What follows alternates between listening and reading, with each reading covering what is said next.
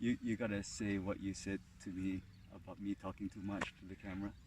Colin, I don't think you talk too much. I think you're just trying to squeeze too much into the video. Yeah. There was, as we were going through it, there was about at least four different concepts that you were talking about. And just when I've done a couple of videos for social media, and what I'm trying to do is actually make it into really breakable and consumable pieces of information. And having four really complex actually issues in a video is hard for us to communicate across, and I think hard to consume as well. Yeah. What I was working on was this wedging block, and then basically we worked on the outside, inside of both the different hands. Then I basically showed applications following through that immediate approach or counter to a strike. In JDK, basically we start off a specific technique, and then we flow to a corresponding counter or a takedown.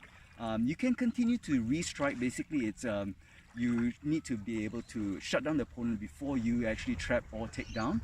And typically, the traps or takedowns are slightly different based off of where you are on the body.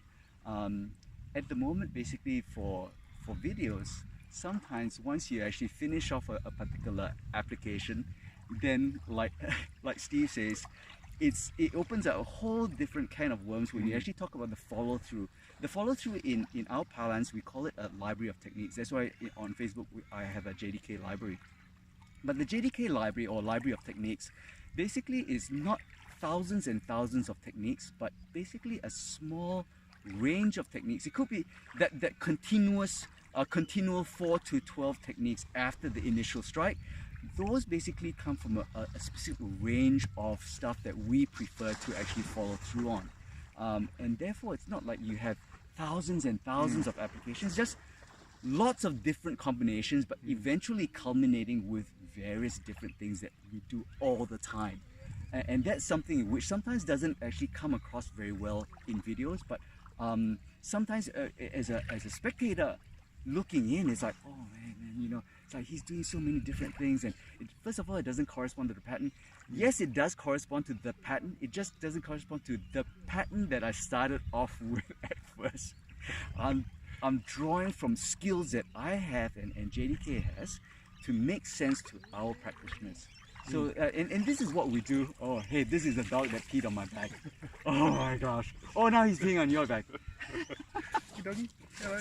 Oh, man. Oh, this is another one. Yeah.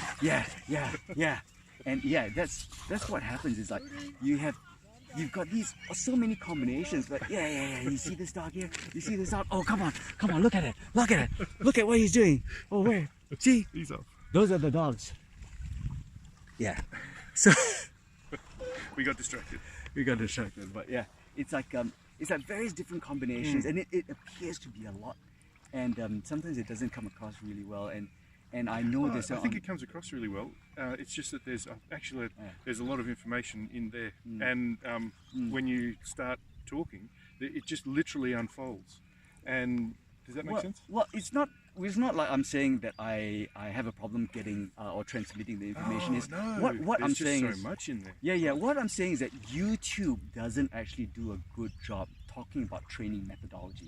Okay. And I've noticed this before, is that when you look at YouTube, you're trying to assess what I'm trying to show at a specific 2 to 3 minutes. And sometimes basically then it says, wow, you know, Colin has 100 over YouTube videos. I mean, it's like, wow, there's a lot of stuff. And then only when you actually start looking at them all at once, then you say, oh, actually it's like, it's not 100.